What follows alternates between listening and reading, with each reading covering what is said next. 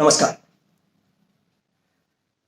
नाथूराम गोडसे द्वारा महात्मा गांधी की हत्या की जब भी चर्चा होती है तो आरएसएस और भारतीय जनता पार्टी के लोग गोडसे के द्वारा कोर्ट में दिए गए उन बयानों का हवाला देते हैं और यह दावा करते हैं कि गोडसे ने गांधी जी की हत्या इसलिए की क्योंकि गांधी जी ने देश का बंटवारा करवा दिया भारत और पाकिस्तान के रूप में, और रिजर्व बैंक ऑफ इंडिया का 55 करोड़ रुपया जो पाकिस्तान का बकाया था उसको पाकिस्तान को लौटाने के लिए अनशन किया, ऐसे टाइम पर जब उनके साथ युद्ध की स्थिति थी।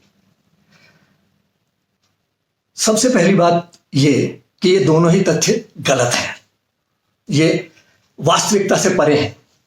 वास्तविकता क्या है कि देश के बंटवारे के लिए सावरकर जिम्मेदार था। इस पे पूरी एक वीडियो मैंने आपके सामने रखी है, आप देख सकते हैं। और 55 करोड़ रुपए के लिए गांधी जी ने कभी किसी तरह का अनशन किया था, ऐसा कोई दस्तावेज, ऐसा कोई तथ्य मिलता नहीं है। उन्होंने अनशन किया था हिंदू मुसलमान के बीच में जो कत्लेआम हो रहा था उसको रोकने के लिए, जनता पर दबाव डालने के लिए, पॉलिटिशियंस पर दबाव डालने के लिए वो अनशन किया था।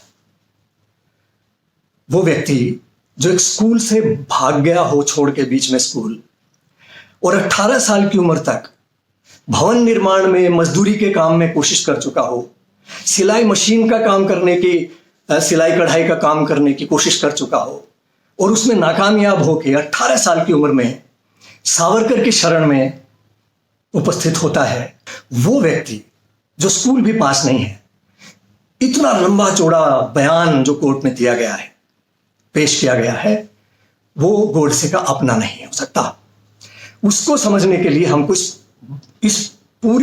इस बड़े षड्यंत्र को समझने की जरूरत है, जिसका एक हिस्सा आज हम आपके सामने रख रहे हैं कि यदि गोडसे का यह तथ्य सही हो, वास्तविक हो कि उन्होंने गांधी जी की हत्या इसलिए की कि देश का बंटवारा करवाया गांधी जी ने और 55 करोड़ की बात की, तो गोडसे गांधी जी की हत्या की कोशिश में जुलाई 1944 में क्यों शामिल था?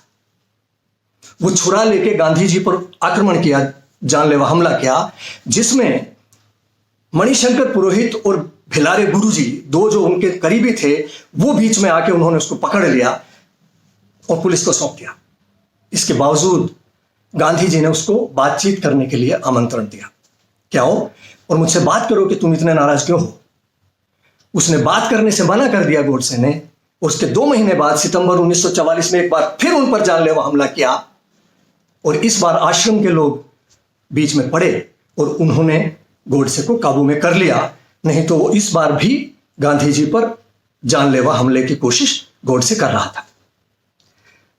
1944 में तो ना तो देश का बंटवारा हो रहा था और ना ही रिजर्व बैंक ऑफ इंडिया का कोई बकाया पाकिस्तान को दे था।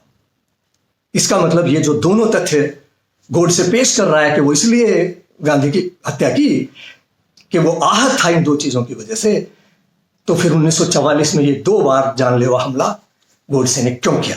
इसका मतलब इसके पीछे की सच्चाई कुछ और है।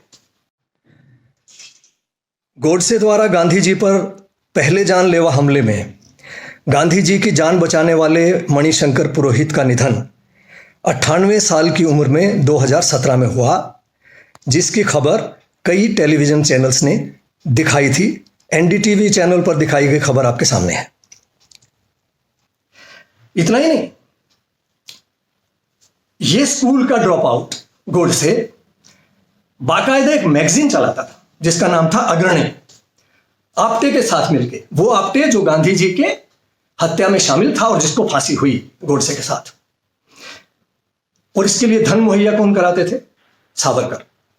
10,000 रुपए के हिसाब किताब का गोडसे के सावरकर को लिखे पत्रों में जिक्र है, 10,000 का, और असल में यह कुल राशि लगभग 15,000 का कुल ब्यौरा इसका मिलता है।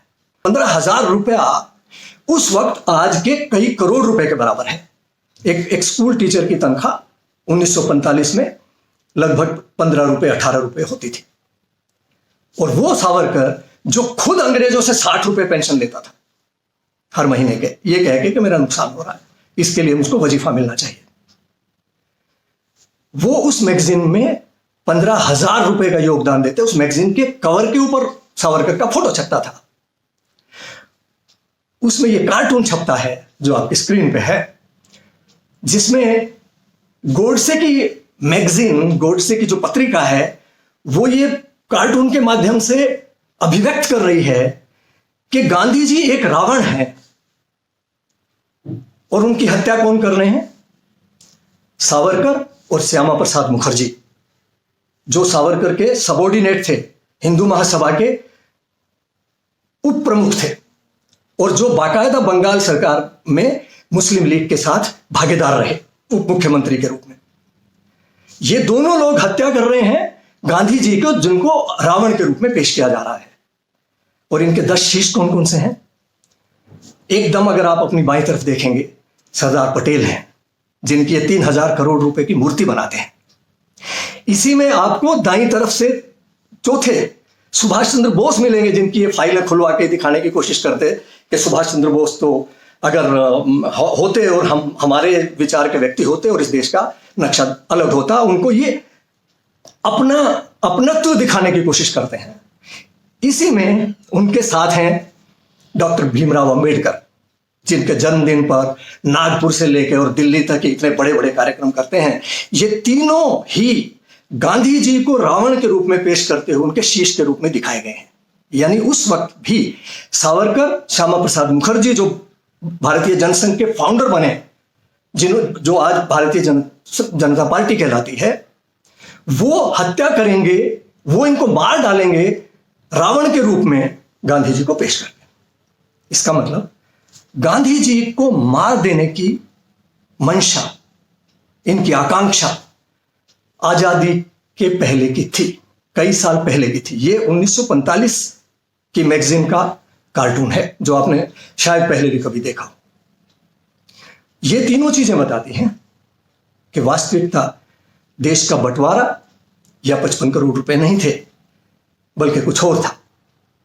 अब ये और क्या था, ये बात हमको ध्यान से समझने की जरूरत है कि गांधी जी पर गोडसे के द्वारा किए गए 1944 के 2 हमलों से पहले भी गांधी जी पर हमले हुए हैं, जिसका एक तो बाकायदा दस्तावेजीकरण है और विकिपीडिया में भी आपको मिलेगा।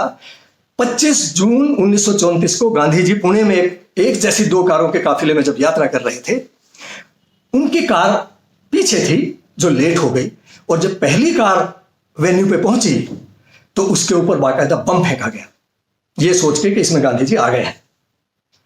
और उसमें 10 लोग गंभीर रूप से घायल हुए थे, जिसमें उस वक्त के सीईओ भी मौजूद थे पुणे के। तो यानी 1934 में भी गांधी जी की हत्या करने की कोशिश की गई थी इन्हीं दक्षिणपंथी लोगों के द्वारा। और उसका कारण क्या था? वही कारण था जिसकी वजह से गोडसे ने 1944 में भी कोशिश की और 1948 में भी उनकी आखिर में हत्या कर दी। वो क्या था? वो हिंदू मुसलमान का झगड़ा नहीं था।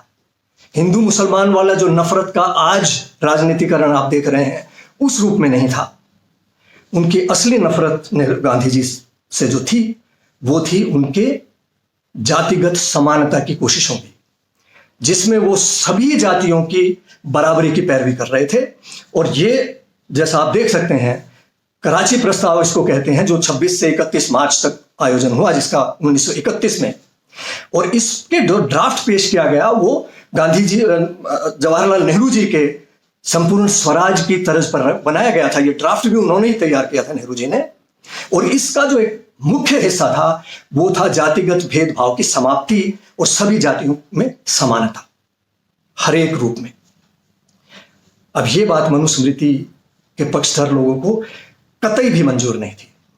ये इसके किस हद तक खिलाफ हो सकते थे, ये अंदाजा आप लगा सकते हो कि ये पूरे हिंदुत्व की जो थ्योरी है, ये पैदा होती है सिर्फ सावरकर की एक राजनीतिक रणनीति के रूप में, नहीं तो उससे पहले पूरे दक्षिण पंथ जो हिंदुत्व का है, वो टिका हुआ था मनुस्मृति पे, जो आज भी दरअसल मनुस्मृति पर टिका हुआ है। जो आप देख सकते हैं कि उनकी दलितों के प्रति क्या मंशा है, उनकी आदिवासियों के प्रति क्या मंशा है, जो कमजोर तबके हैं समाज के, उनके प्रति क्या मंशा है, जो महिलाओं के प्रति क्या मंशा रखते हैं, वो ये सब मनुस्मृति के हिस्से हैं।